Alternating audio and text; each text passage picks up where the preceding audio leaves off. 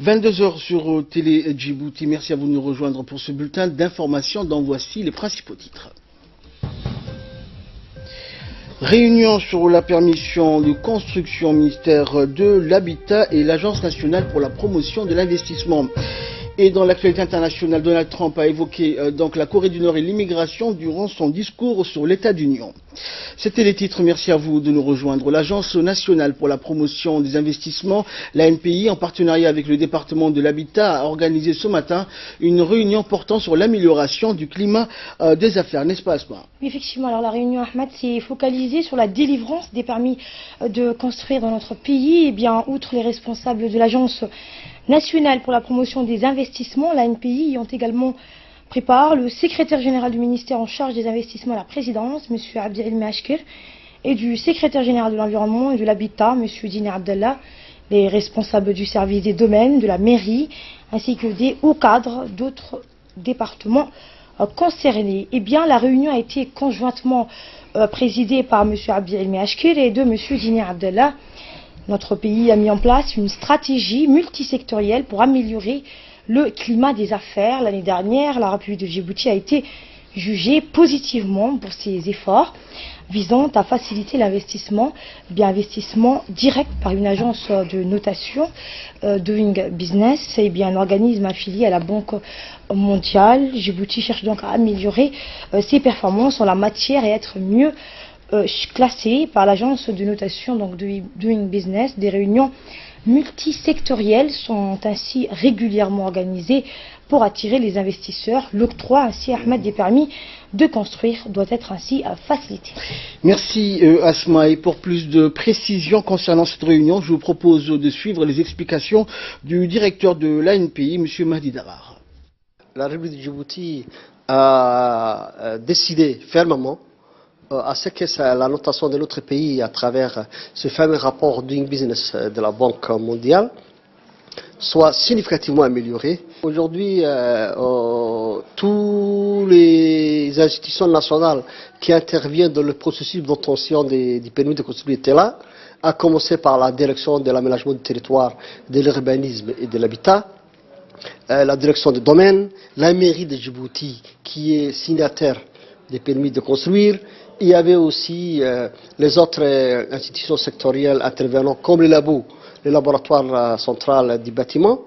Et on a discuté comment améliorer les sous-ensembles de ces critères sur lesquels on a déjà excellé l'année dernière. Et on a ensemble fait effectuer la revue des réformes qu'on préconise pour cette année. Et l'audience avait échangé, comme vous l'avez constaté, mais vivement et en toute sincérité et franchise sur les réformes à mener. Et donc il y a un certain nombre de textes à établir, d'autres à amender et surtout la pratique aussi à améliorer par rapport au délai et au coût aussi. Et on a bien constaté que les procédures ont été bien améliorées et les délais ont été bien améliorés, mais les coûts demeurent un peu élevé par rapport à certains autres pays qui, il faut le reconnaître aussi, ont un niveau de vie moindre que Djibouti. Mais nonobstant ceci, on a retenu ensemble une matrice d'action et de réforme à mener pour cette année. Et dont la notation s'arrête le 30 avril. Donc c'est le sprint jusqu'au 30 avril. Et nous souhaitons aussi nous souhaitons vivement qu'il soit programmé un conseil des ministres spécial Doing Business et une séance de l'Assemblée nationale spéciale Doing Business pour justement respecter ces délais qui viennent vers nous là à grand galop. En nouvelle nationale toujours, un nouvel exercice de coordination entre plusieurs organismes de lutte contre toute forme de trafic maritime illégal s'est ouvert ce matin au centre d'entraînement des gardes-côtes djiboutiens. Ce centre est situé à Doralé. L'exercice Cutlass Express 2018 est sponsorisé par l'US Africa Command, l'Africom, avec le soutien des forces navales américaines, la NAVAF, et est conçu pour évaluer et améliorer la capacité d'application de la loi maritime combinée et promouvoir la sécurité nationale nationales et régionales en Afrique de l'Est. L'hôte de cette cérémonie fut le vice-ministre de la Sécurité intérieure de la Somalie, mais aussi donc du chargé des affaires adjoint de l'ambassade des États-Unis d'Amérique à Djibouti, du chef d'état-major général des forces armées djiboutiennes, du vice-commandant de la 6e flotte de la marine américaine, les attachés militaires de défense des pays frères et amis, ainsi que le commandant de la marine djiboutienne. L'exercice s'appuie sur le code de conduite de Djibouti auquel 21 pays sont signataires comme cadre sur les pratiques de partage de l'information et l'application du droit international de la mer. Les pays participants donc au CE18 comprennent le Comores, la République de Djibouti, le Kenya, la Mozambique et la Somalie. L'objectif étant donc de tester la capacité des pays participants à répondre au trafic illicite, à la lutte contre la piraterie, la pêche illégale et aux situations de recherche et de sauvetage en mer. Et dans son intervention, le colonel Abdelrahman Adancher, commandant la marine nationale, a souligné l'importance de ce genre d'exercice. On l'écoute. Cette année, nous accueillons avec honneur les marins de nos pays voisins, la Somalie, le Comore, le Kenya, le Mozambique, pour prendre part à cet exercice aux côtés de marins et agents de la garde-côte djiboutienne, mais aussi à Madagascar, Maurice et Tanzanie dans l'autre zone d'exercice.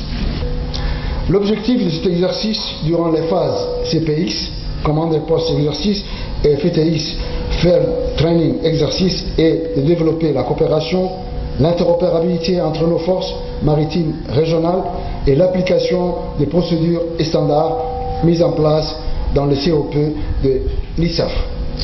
L'océan Indien est un espace stratégique avec le détroit de Bab el-Mandeb et d'Ormuz, deux points de passage obligés des navires de commerce vers l'Europe et l'Amérique du Nord. Avec le code de conduite de Djibouti amendé à Djida et la mise en place et la mise en service du centre régional de formation à Doralé, l'exercice Clou de Glace est devenu au fil des années un outil de plus aux chefs des forces maritimes dans l'accomplissement de leur mission de sécurisation des voies de la communication maritime et la préservation des intérêts économiques de la région. Culture pour clore l'actualité nationale. Pour une première, s'en fut une, l'Institut français de Djibouti a organisé donc hier soir une exposition intitulée L'art au féminin où est mis en relief l'utilisation du henné à la place des gouaches ou des peintures à l'huile pour concevoir des tableaux d'art. Cette exposition est la première du genre. Des tableaux réalisés par des jeunes artistes, garçons et filles confondus, ont été présentés. Ces jeunes ont été encadrés par Patrice Ayan, artiste peintre qui a également ajouter sa touche personnelle. Ainsi, Nim'a, Dounia, Hibo, Mahdi et Ahmed, des jeunes artistes peintres en herbe, ont pu ainsi présenter leurs toiles pour la première fois. L'exposition a accueilli un public varié de connaisseurs, mais également de gens ordinaires. Et pour encourager cette initiative, l'ambassadeur de France à Djibouti, Christophe Dilou, n'a pas hésité à faire le déplacement. Cette exposition durera 2 semaines et le public est grandement invité à découvrir ces toiles réalisées avec du henné. Et qu'on ait une approche un petit peu plus artistique, et ça a donné ces tableaux qui sont toujours issus des techniques du henné, des techniques simples. Moi je les ai vus travailler avec une poche plastique avec de la peinture dedans, un tout petit orifice tout au bout, et voilà, c'est parti, le tableau était en train de naître sous mes yeux et au bout de quelques minutes le travail était réalisé. En nouvelle du monde, donc, Ali, le président américain Donald Trump a tenu donc hier son discours sur l'état de l'Union, durant lequel donc il a évoqué la Corée du Nord et l'immigration. Eh bien, vous l'avez dit, donc la dangereuse quête des missiles nucléaires par la Corée du Nord pourrait très prochainement menacer notre territoire. Il a mis en garde ce pays, Donald Trump, lors de son discours sur l'état d'union. Mettre la Corée du Nord sous pression maximale, c'est ce que font les États-Unis pour contrer la menace nucléaire. Lors de son discours sur l'état d'union, le président américain Donald Trump a été très clair. Il a indiqué donc les ambitions nucléaires de Pyongyang, le défi international numéro 1 de son administration. Le président américain a aussi évoqué un autre sujet qui lui tient à cœur, l'immigration. Donald Trump est resté droit dans ses bottes, affirmant donc que les frontières trop poreuses des États-Unis avaient coûté donc de nombreuses vies. Il a réitéré sa volonté de durcir la politique d'immigration américaine. Et enfin, donc, le sommet sur l'avenir de la Syrie, elle est organisé par Moscou à Sochi, a tourné court hier. Des représentants de l'opposition syrienne protestant contre l'absence de leur drapeau ont annulé leur venue, retardant le début de la conférence. En effet, donc, certains rebelles syriens, Ahmad, qui s'étaient résignés à y participer, ont découvert avec fureur à leur arrivée lundi soir à l'aéroport de Sochi que le logo de la conférence ne comportait que le drapeau officiel syrien et pas celui créé par l'opposition au début du conflit avec 3 étoiles entre des bandes vertes et noires. Les rebelles ont refusé donc de quitter le terminal où ils ont passé la nuit puis ont décidé de reprendre donc l'avion. L'ouverture de la réunion a été reportée à 2 heures, le temps que le chef de la diplomatie russe, Sergueï Lavrov, s'entretient avec son homologue turc pour qu'il tente de convaincre l'opposition syrienne. Ensuite, le message d'accueil du président russe Vladimir Poutine, lu par Sergueï Lavrov, a été plusieurs reprises interrompu par des cris, certains hostiles et d'autres scandant « Vive la Russie ». Merci Ali, merci également à vous de nous avoir suivis. C'est la fin de ce journal.